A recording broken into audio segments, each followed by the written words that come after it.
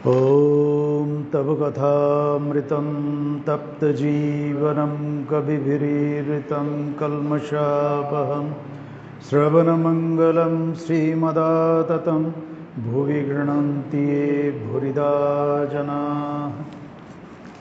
श्री रामकृष्ण वचनामृत। आज हम लोग श्री रामकृष्ण वचनामृत के परिच्छेद 6 से शुरू करेंगे, जहाँ श्री रामकृष्ण देव श्यामपुकुर में प्राण कृष्ण मुखोपाध्याय के घर में पधारे हैं। कुछ भक्त लोग भी वहाँ उपस्थित है। जब सूचना मिली कि श्री रामकृष्ण देव आ रहे हैं, तब कुछ भक्त उपस्थित हुए। कुछ लोग पहले से ही जानते थे, तो वो लोग भी उपस्थित हुए। उसमें से राम, मनोहर, केदार, सुरेंद्र, गिरीश, राखाल, वर्णाम आदि मास्टर महाशय तो थे ही।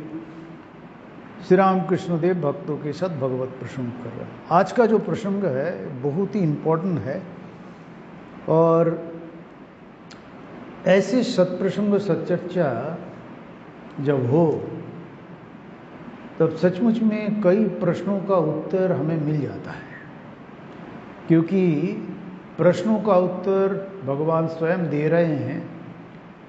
जीव के कल्याण के लिए भगवान जब धराधाम में अवतीर्ण होते हैं तो उनका जो आगमन के उद्देश्य है उसकी पूर्ति के लिए। भगवत प्रसंग को चलते चलते किसी भक्त ने पूछ दिया, महाराज क्या उपाय है संसार में, अर्थात भगवान लाभ या सांसारिक समस्याओं से निदान पाने के लिए क्या हम कर सकते हैं। भगवान अर्थात श्री रामकृष्ण देव उत्तर देते हैं। एकदम क्लियर उत्तर है, साधु संग और प्रार्थना। अच्छा, ये साधु संग एक तो बड़ा कठिन है, पर लोग चाहते भी नहीं हैं।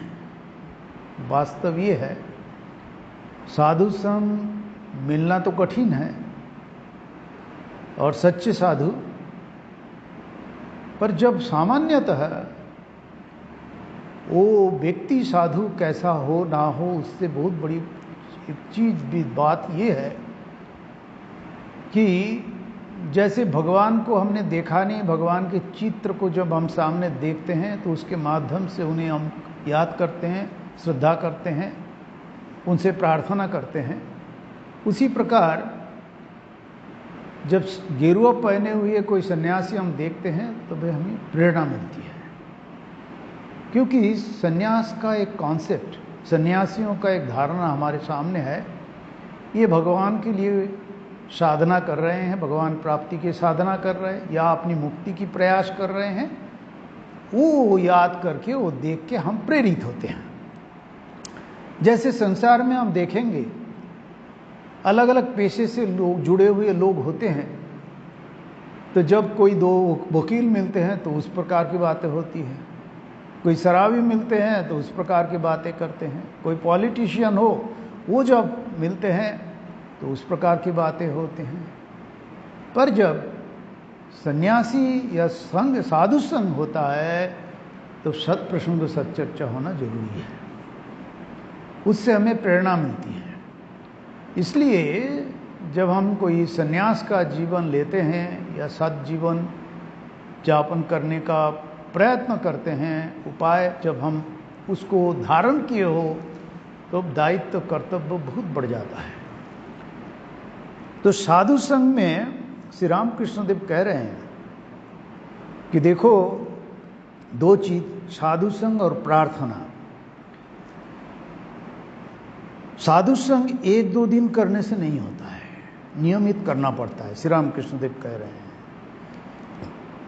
कैसे?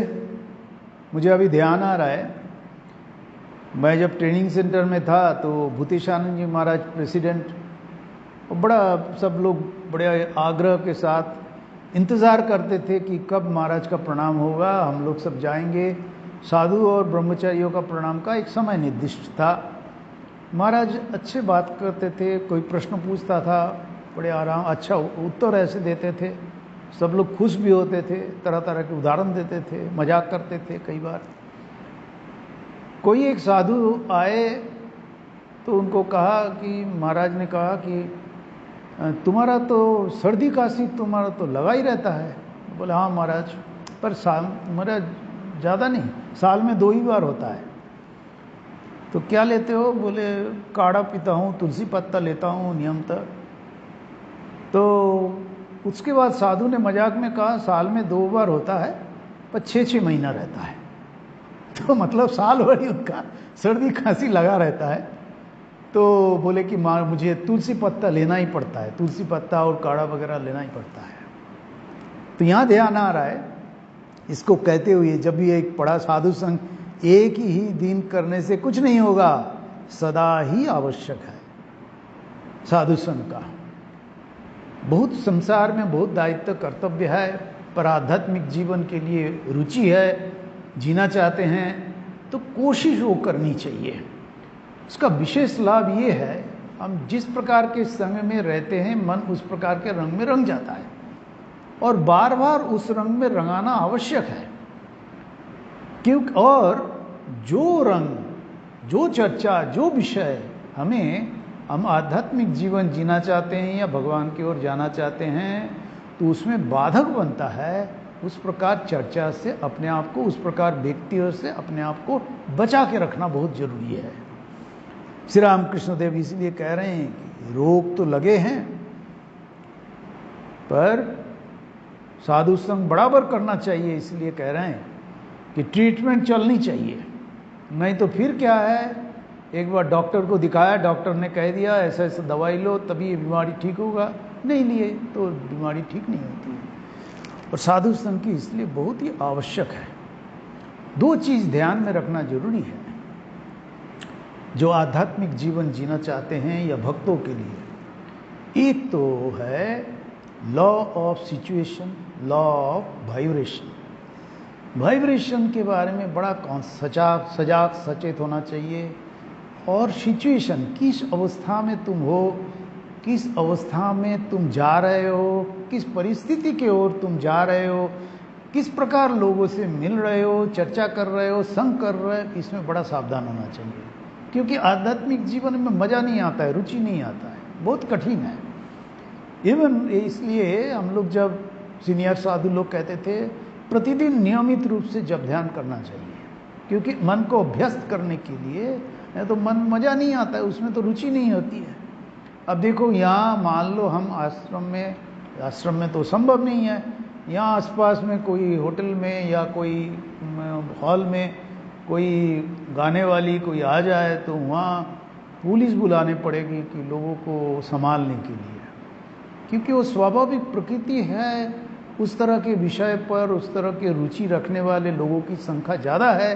और उस तरह से इसीलिए भगवान कृष्ण भी इसीलिए गीता में हम पढ़ते हैं कि मनुष्यानाम सहस्रेषु कश्चिद यतति सिद्धये यततामपि सिद्धान् नाम कश्चिन् माम वेत्ति तत्ततः। कोई कोई कोशिश करता है, हजारों लोगों में कोई कोई बिरले कोशिश करते हैं। और कोशिश करने वालों को भी बड़ा सावधान रहना चाहिए, नियमित होना चाहिए। नहीं तो एक दिन किए और चलो आज अच्छा नहीं, आज नहीं करेंगे, तो अभ्यास छूट जाता है। इसीलिए साधु संग का बहुत आवश्यक है। साधु संग मतलब सत्प्रसंग, सच्चर्चा, सद्विषय का, ये अपने जो चीज़, जो विषय हम लोगों ने स्वीकार किया, उस विषय को मानने वाले, उस विषय में रुचि रखने वाले, उनका संग करना बहुत जरूरी है। इसलिए आश्रम आना बहुत जरूरी है। लोग इस चीज़ को समझते नहीं, कई बार होता है चाहते हुए भी नहीं आ पाते हैं, पर आश्रम में आना जरूरी है। जो मैंने कहा, एक तो है सिचुएशन, अर्थात किस अवस्था में हम, किस परिस्थिति में, किस लोगों के साथ मिल रहे हो, और वाइब्रेशन, ये जो वातावरण है इसका बड़ा लाभ मिलता है। हम अभी बोलेंगे ध्यान करने के लिए हम यहाँ मार्केट में चले जाएंगे, शहर में बैठ के सिनेमा हॉल के सामने बैठ के ध्यान करेंगे, मुश्किल है, होगा नहीं। तो इसलिए वातावरण का एक बड़ा आवश्यक है। और जैसा मैंने शुरू में एक दिन कहा था कि तीर्थी कुर्वन्ति तीर्थानि, तीर्थ के तीर्थत्व को डेवलप करने का, बनाने का सामर्थ्य या दायित्व भी तीर्थी का है। इसलिए तीर्थ क्षेत्र में जाके उल्टा सीधा काम नहीं करनी चाहिए, वो हमारा दायित्व कर्तव्य है। इसलिए आश्रम में हम जब आते हैं, आश्रम में आके भी, मान लो हम आश्रम में आए, आश्रम आप लोग भक्त लोग आए, मैं बैठ के सदा सर्वदा अपना डोनेशन डोनेशन डोनेशन करते रहे, यही पैसा, वो पैसा, पैसा पैसा, ये काम काज खराब नहीं है, ठीक है, पर उसमें समझना पड़ेगा कि भाई आश्रम में आए तो हम पॉलिटिक्स की बात करें, हम करें तो भाई जो, इसलिए देखो श्री राम कृष्णदेव लाटू महाराज को डांटे थे कि भक्तों के साथ ऐसी व्यवहार किया, वो दुखी होकर चले गए। तो आश्रम में आने के बाद भी आश्रम के वातावरण को आश्रम जनोचित रखना, आश्रम के लायक बना के रखना भक्तों के साथ साथ सन्यासियों का भी दायित्व कर्तव्य है। तुम्हारा व्यक्ति जीवन क्या है, तुम घंटों बैठ के ध्यान करते हो नहीं करते हो, तुम्हारा एक व्यवस्था है, ठीक है, वो तुम्हारे इंडिविजुअल के लिए, दूसरे के लिए, वातावरण के लिए, वाइब्रेशन के लिए मंदिर में बैठ के जप करो, ध्यान करो, सब करना, वो दायित्व भक्तों के साथ साथ सन्यासियों के साथ साथ भक्तों का विशेष रूप से है। इसलिए आश्रम में आके विशेष करके जागतिक विषय की चर्चा बहुत ज़्यादा नहीं करने से अच्छा है, जितना जरूरी है उतना करें। कई बार हम आश्रम में आते हैं, देखो स्थान का एक महत्व है, स्थान के साथ साथ तुम्हारे भीतर मन का दिशा क्या है वो बहुत मैटर करता है। ये देखो कुछ दिन पहले देखा कि दो तीन लड़के आए, वहाँ आके बस सेल्फी लिए, फिर ऐसे क्या हो क्या, उनके लिए एक बैकग्राउंड चाहिए, उनको कोई रुचि नहीं है, और इसको हम मना भी नहीं कर सकते। बेलूर मठ में भी हमें ये देखे, शुरू में वो बड़ा घंटी लेके कई बार वो चौकीदार खड़े रहते थे, सेल्फी मत लो, एक हो, ऐसा करो, बाद में वो भी छोड़ दिए, क्योंकि कितना बोले, हजारों लोग आते हैं, सब बैठ के गप मारे, उसमें मनुष्यानाम सहस्रेषु कश्चित् यतते, कोई मंदिर में जाते हैं, 1000 में 500 या 100 चले गए, मंदिर में बैठ के मंदिर दर्शन किए, आरती में अटेंड किया, बाकी चले गए, बाकी को भगाना पड़ता है, क्योंकि वो तो आश्रम के वाइब्रेशन से उनको कोई लेना देना नहीं है, उनको अपना मजा लेना है, मजा लेके चले जाते हैं। इसलिए दो चीज, एक तो मन है, मन की दिशा क्या है, क्या हम चाहते हैं, किधर जाना चाहते हैं, क्या हम सही मानते हैं, क्या प्रायोरिटी हमारे जीवन में है, महत्व बोध किस में है, ये बहुत मैटर करता है।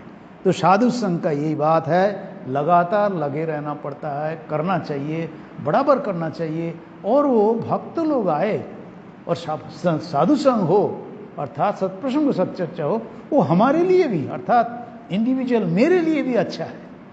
इसलिए भक्तों का जरूरी, इसीलिए रामकृष्ण भावधारा के प्रचार प्रसार के लिए, भावधाराओं को आके ले जाने के लिए सन्यासियों के साथ साथ गृहस्थ भक्तों का भी एक दायित्व कर्तव्य है, ये जानना जरूरी है। इसलिए आश्रम में आना बहुत जरूरी है। हम आश्रम में आते हैं, ठाकुर के पास आते हैं, माँ के पास आते हैं, प्रार्थना करते हैं, अपने ठाकुर के पास, माँ के पास आते हैं। हम तो सब समय बेलूर मठ जा नहीं सकते, इसलिए कौन है, नहीं है, कैसा है, वो मैटर नहीं करते। कुछ क्षेत्र में करता जरूर है, पर हम इंडिविजुअल के बजाय ठाकुर को पकड़ना जरूरी है। ये कई बार हम देखे, मैं सुना हूँ, सीनियर साधुओं के भी सुना हूँ, रायपुर में सत्यरूपानंद जी भी ऐसे ही करते थे। गिरिजेशानंद जी को तो मैं पाया नहीं, ऐसे मिला हूँ आगे कभी कभार, पर वो भी कहते थे भक्तों को, जाओ तुम जाके ठाकुर को प्रणाम करके आओ पहले, फिर बाद में ऑफिस में आके मिलना, ठाकुर को प्रणाम करना। तो ये साधु संग करने से और एक लाभ है, सत्प्रसंग सच्चर्चा करने से ईश्वर पर अनुराग जमता है, अनुराग बनता है, अनुराग डेवलप होता है, इसलिए गहरा होता है, वो तुम्हें बार बार उससे प्रेरित करेगा।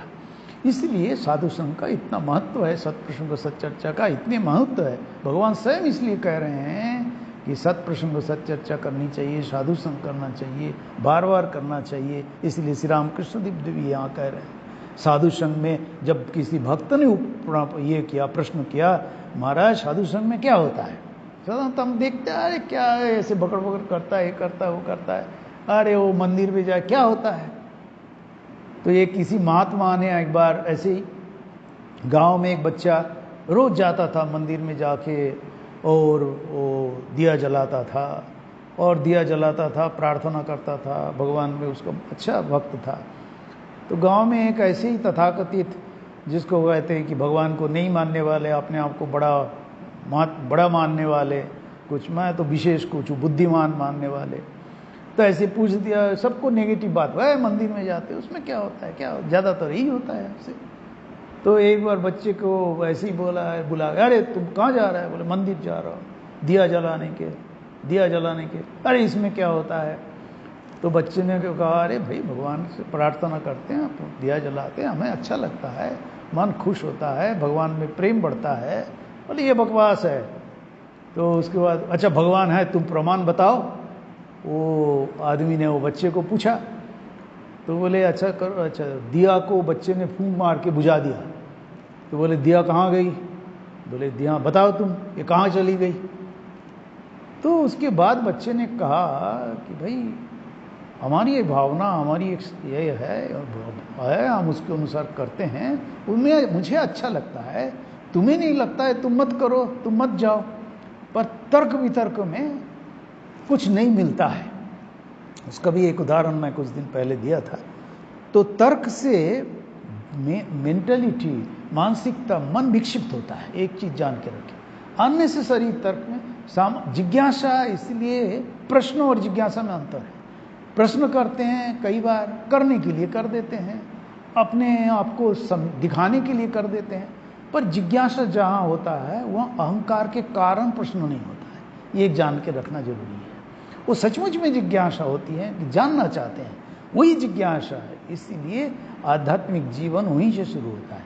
इसलिए जहाँ कहा जाता है बद्ध और बद्ध जीव, मुक्त जीव, मुमुक्षु जीव, मुक्त जीव और नित्य मुक्त जीव। ये मुमुक्षु है, जिज्ञासा से शुरू होता है।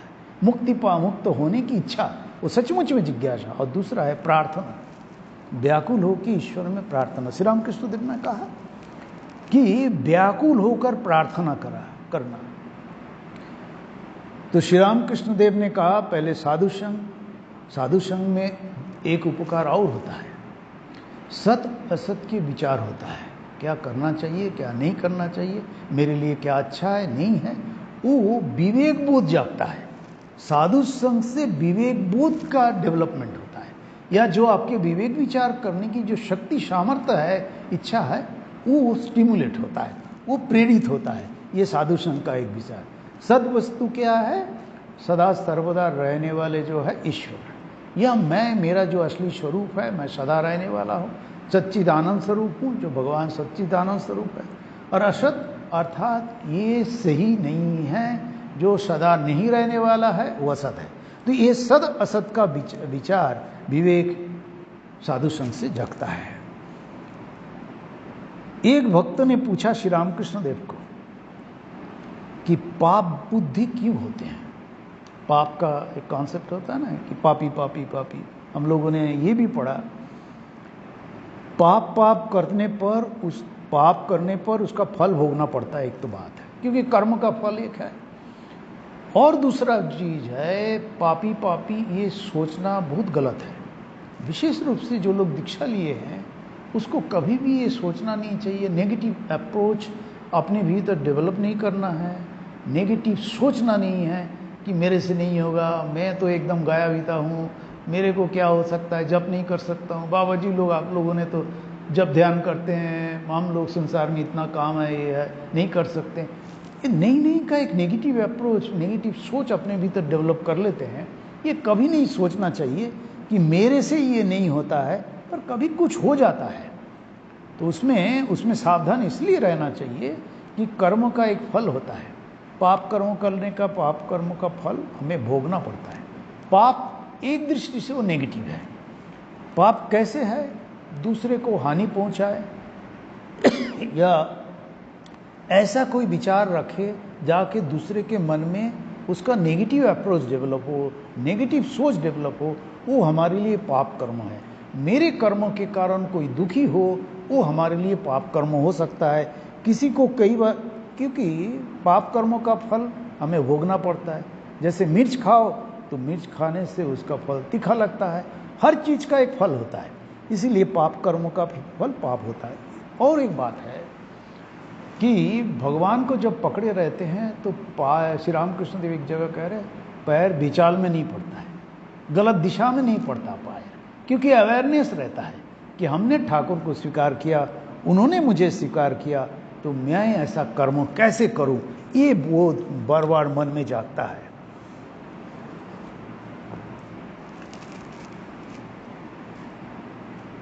श्री रामकृष्ण देव के भक्तों ने पूछा, तो क्या पाप करने पर हमारी कोई जिम्मेदारी नहीं है पाप कर्मों का? क्योंकि क्या है, सभी ईश्वर का है।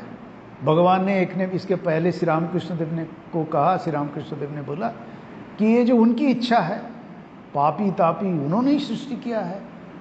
ऐसा कहते हैं कि सांप के विष है, जहर है, उससे काटता है, लोग मर जाता है, तो जहर वाले श्री राम भगवान ने क्यों सृष्टि किया? तो श्री रामकृष्ण देव कह रहे हैं उनकी इच्छा है, उनकी लीला है, हम उस तर्क वितर्क में ना पड़े। अब मान लो, इसका एक पक्ष हम सामान्य दृष्टि से सोचें, मान लो पाप का बोध नहीं होता तो पुण्य कर्म की प्रेरणा कहां से मिलती? सफेद नहीं होता तो ब्लैक काला का कॉन्सेप्ट कहां से होता है? सफेद है ही नहीं तो काला ही काला है, तो काला हमारे लिए कोई खराब नहीं है। कोई ब्लैक हमारे शरीर में जैसे सफेद कपड़ा पहने हुए है तो उसमें काला दाग लग जाए, सफेद का कॉन्सेप्ट है, इसीलिए काला का कॉन्सेप्ट है। दोनों तुलना में काले का जो रंग है सामान्य दृष्टि से कई बार अशुभ मानते हैं, अच्छा नहीं लगता है, सफेद कपड़ा पहनते हैं, काला कपड़े में सब जगह हम नहीं पहनते हैं, तो एक कॉन्सेप्ट है। तो इसीलिए तीखा का कॉन्सेप्ट है करके मीठा का कॉन्सेप्ट है, तीखा नहीं होता तो मीठा का कोई कॉन्सेप्ट ही नहीं होता। इसलिए दोनों चीज इस दृष्टि से भी सोचिए। भगवान ने जो सृष्टि किया है हमारे लिए इतने प्रैक्टिकल है, हम उसमें विचार में ना भी जाए, तर्क में ना भी जाए, पर सामान्य दृष्टि से जैसा है, जैसा कर्म करो उसका फल भोगना पड़ता है, इसलिए सावधान रहना चाहिए। श्री रामकृष्ण देव एक जन कह रहे हैं, काम क्रोध लोभ इन सबसे सावधान रहना चाहिए, क्योंकि हमें वो नकारात्मक चीजों के ऊपर ले जाता है। काम जाता जहां जाता है, हम अपने स्वरूप से, हम शुद्ध मुक्त चैतन्य स्वरूप है, वो बोध से हटा देता है। भोग से, भोग करने के लिए भोग वृत्ति बढ़ता है, तो हमें भोग के ऊपर चढ़ने का, उठने का जो प्रयास है वो डिस्टर्ब होता है। इसलिए हमें भोग की ओर, भोग में डूबना नहीं चाहिए। संसार में है तो संसारी व्यवस्था है, सब कुछ हम सब ठीक है, पर इसीलिए क्या है, श्री रामकृष्ण देव यहाँ कह रहे हैं ईश्वर का नियम है कि पाप करने पर उसका फल भोगना पड़ेगा। मिर्च खाने पर क्या तीखा ना लगेगा? उसके बाद और श्री रामकृष्ण देव कह रहे हैं, तो एक भक्त ने कहा, तो ईश्वर ने दुष्ट लोग को बनाए हैं क्यों? ये प्रश्न होता है, जिसका उत्तर, जिस पर चर्चा अभी अभी मैंने किया हूं, वही बात श्री रामकृष्ण देव एक जगह रखला है। दुष्ट लोगों को भी आवश्यक है।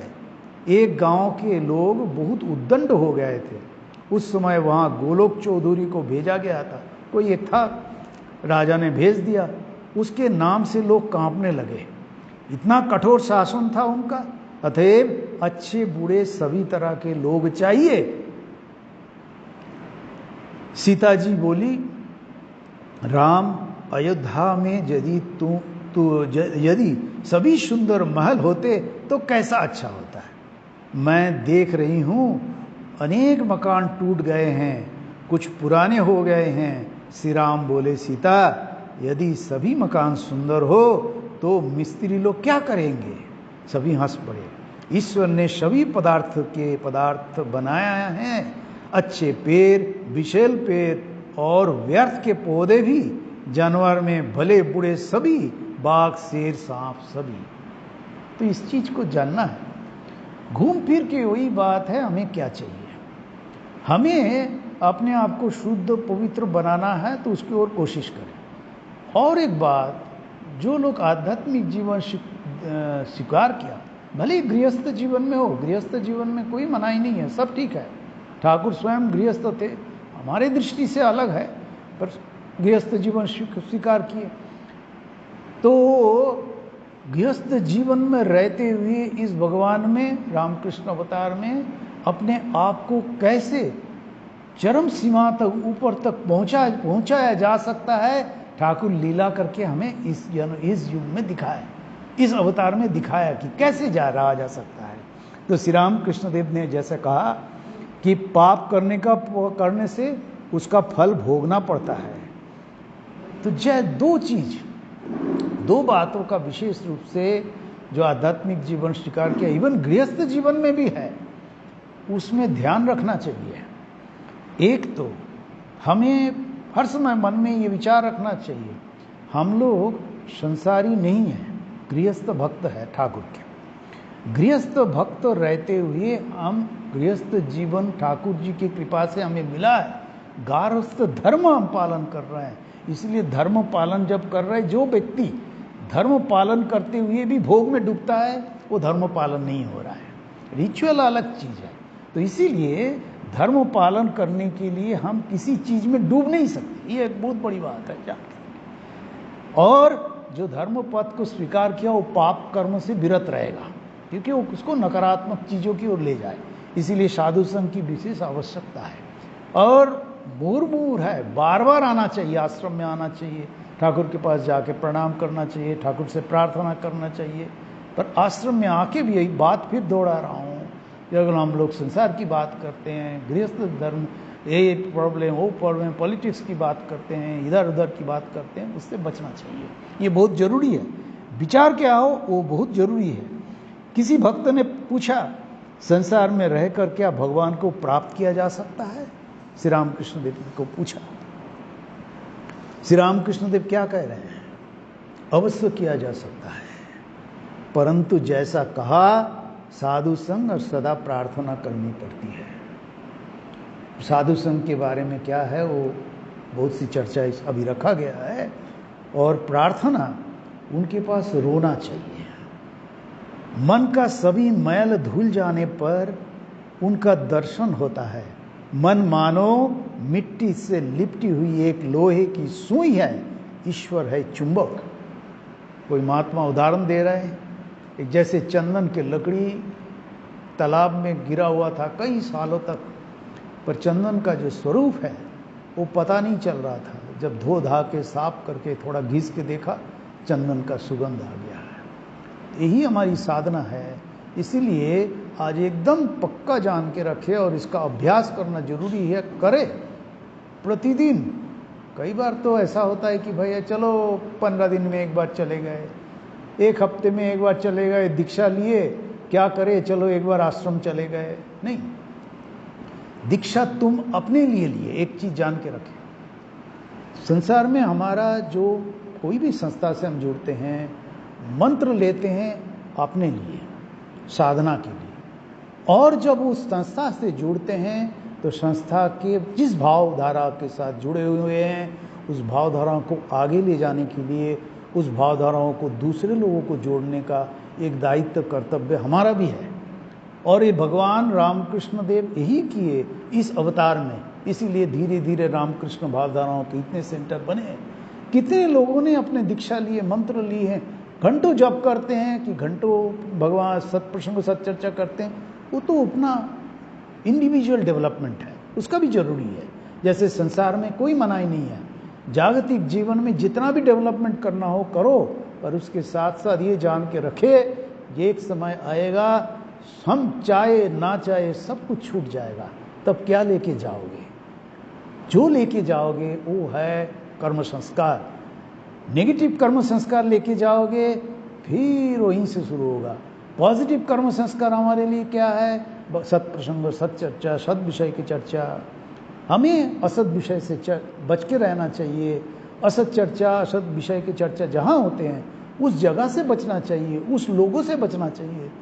कोई एक आज ही किसी एक भक्त ने फोन किया मेरे को, भक्त महिला ने, महाराज जो बातों बातों में कहने लगे, मुझे जब वो आसपास के हमारे घर के पास सवेरे वो क्या सीढ़ी से उतारते समय पैर में चोट आ गया। क्यों ना, थोड़ा चिल्ला मिल्ली लड़ाई चल रहा था, तो मुझे बड़ा लड़ाई पसंद है, दूसरे का लड़ाई देखना पसंद है। जल्दी जल्दी सीढ़ी में चढ़ के छत से झाँक के देख रहा था, महाराज बड़ा मजा आ रहा था, बड़ा आनंद आ रहा था। तो मैं बोला यही है बात। तो पर अभी इसलिए बचना चाहिए। किससे बचना चाहिए? वो रुचि लेने का। वो जो दूसरे का नेगेटिव चीज, लड़ाई है, झगड़ा है, उसमें जब हम रुचि लेते, वो संस्कार के द्वारा हम ग्रसित हो जाते हैं, वो हमारे भीतर डेवलप हो, लटके चले गए। हम मान लो रास्ते से जाए, मैं एक सन्यासी हूँ, हमारा एक दायित्व कर्तव्य है, समाज में एक व्यवस्था है उस दृष्टि को ध्यान में रखते लोगों का एक सोच है, वो समाज व्यवस्था को हमें देखना जरूरी है, वो भी हमारा दायित्व कर्तव्य है। उसी प्रकार गृहस्थ धर्मों में उनको अपने इंडिविजुअल डेवलपमेंट के लिए भी ये सब नेगेटिव चीज़ों से बचना जरूरी है, उसमें रुचि लेना छोड़ना पड़ेगा। तो रुचि किस में लेना है? साधु संग, सत्प्रसंग, सच्चर्चा, आश्रम में आए। इसलिए जो शुरू में मैं कहा कि vibration, law of vibration, law of, और क्या कहा था, किसको ध्यान है? दो चीज कहा था, law of vibration, situation, law of situation. ये सिचुएशन से बचना बहुत जरूरी है। हमें थोड़ा थोड़ा, किसी ने दोस्त ने पिला पिला के दारू का थोड़ा सा नशा कर दिया, दारू दुकान पर में निश्चय किया नहीं दारू नहीं पीनी है, पर रोज दारू की दुकान के सामने खड़े हो के अच्छा दुकानदार को पूछेंगे अच्छा कोई नया प्रोडक्ट आया कि नहीं, विदेशी माल आया कि नहीं, तो भाई उससे तो तुम्हारे भीतर से वो संस्कार जाएगा नहीं, तो इसलिए उससे बचना पड़ेगा। तो बचे तो कैसे बचे? उस चीज को अवॉइड करे। छत में चढ़ के दूसरे का लड़ाई देखना नहीं है, उसमें रुचि लेना, मजा लेना नहीं है, ये जरूरी है। तो क्या किस में मजा लेना है? अरे ठीक है लड़ने हैं, ठीक है, कुछ सत्प्रसंग कमरे में जाके देखो मन थोड़ा सा डिस्टर्ब हो गया, ठाकुर के सामने बैठ गया, प्रार्थना किया, वचनामृत थोड़ा एक लाइन पढ़ लिया, या थोड़ा सा भजन चला दिया, लड़ाई चल रहा है उसको सुनना नहीं है, ठाकुर का हमारे घर के एटमॉस्फेयर डिस्टर्ब ना हो, इसलिए बड़ा अवेयर रहना चाहिए। आश्रम के एटमॉस्फेयर को बनाए रखने का दायित्व कर्तव्य जैसे हम लोगों का है, घर के एटमॉस्फेयर को बनाए रखना भी एक पॉजिटिव वाइब्रेशन बहुत जरूरी है। नहीं तो लड़ाई झगड़ा ये सब तो होते ही रहता है, संसार में रहो ठीक है होते रहता है, पर उसके साथ साथ पॉजिटिव वाइब्रेशन डेवलप करना जरूरी है। घर में रहते हुए कई बार वो होता नहीं, इसलिए आश्रम में आना जरूरी है। आश्रम में आना छूट जाता है, रुचि नहीं डेवलप होता है, क्योंकि उसमें मजा नहीं आता है, मजा और किसी चीज में आता है, पर जोर जबरदस्ती करना पड़ता है। इसीलिए नियमित तो मजा ना आए फिर भी हम लोगों को मसीनिया साधु लोग बोल देते जब ध्यान करना एक भी दिन नहीं छोड़ना, मजा ना आए, अरे क्या राम राम राम राम करे, कुछ नहीं वह नहीं करना है। तो इसलिए भगवान कृष्ण गीता में इसलिए कह रहे अभ्यास है ना तो कौन थे, अभ्यास करना चाहिए, बार बार अभ्यास करना चाहिए। मन नहीं लग रहा है, नहीं, किसको मन करता है? डॉक्टर ने कह दिया आपका तबीयत ठीक नहीं, उबला हुआ सब्जी खाना है, बस मजा थोड़ी आता है। बीच बीच में हफ्ते में एक दिन चलो खा लेते, क्या फर्क पड़ता है, पर मन इसलिए दृढ़ होना बहुत जरूरी है।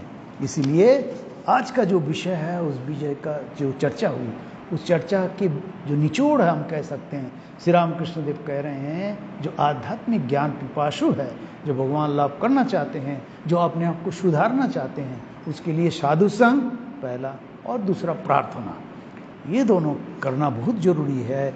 साधु संग से सही क्या है, गलत क्या है, इसका बोध, ये विवेक बोध जागता है, क्योंकि सत्प्रसंग चर्चा होना जरूरी है। और दूसरा एक बात है, ये वाइब्रेशन की बात करें कि वाइब्रेशन बनाए रखना, आश्रम के एटमॉस्फेयर बनाए रखने का भी दायित्व भक्तों के साथ साथ, साधुओं के साथ साथ भक्तों का भी एक है। व्यवस्था के नाते हम 24 घंटे श्री राम के स्वामी जी को कहा तो स्वामी जी आगे जो लोग आएंगे वो लोग 24 घंटा राम राम नहीं कर सकते हैं। डायरेक्ट डिसाइपल्स वो लोग ठाकुर से कृपा प्राप्त हुई थी, वो लोग तो घंटों घंटों रात भर जब ध्यान करके बिता सकते थे। कि नए लड़के आएंगे वो क्या लेके रहेंगे, उसको दृष्टि बदल दिया, अच्छा तुम ठाकुर का काम कर रहे हैं, जब ध्यान भी करना है, मंदिर में जाके प्रेयर करना है, सब में अटेंड करना है, उसके साथ साथ काम भी करना है। तो ये भगवान के काम, ये बोध के साथ। तो और निचोड़ और एक बात है कि जब भक्त होते हैं उसका ये भावधाराओं से जुड़े हम सबका एक दायित्व है। इंडिविजुअल डेवलपमेंट हमारा कर्तव्य दायित्व है, उसके साथ साथ ये वाइब्रेशन कहो या वो तो अपने लिए और दूसरे के लिए कहे, तो जो भावधाराओं को लेके हमने स्वीकार किया उस भावधाराओं के साथ दूसरे को जोड़ना, उस भावधाराओं को दृढ़ करना और उस भावधाराओं में रहते हुए अपना जीवन का कर्तव्य दायित्व पालन करते हुए जब हम चले जाए तब ये सेटिस्फेक्शन हो। नहीं, अपना जीवन जो है ठाकुर ने हमें इतना अपॉर्चुनिटी दिया था पर उसने गंवा दिया, नष्ट कर दिया। ये मन में ये विक्षेप, ये दुख ना रह जाए, ये छटपटाते हुए ना जाए।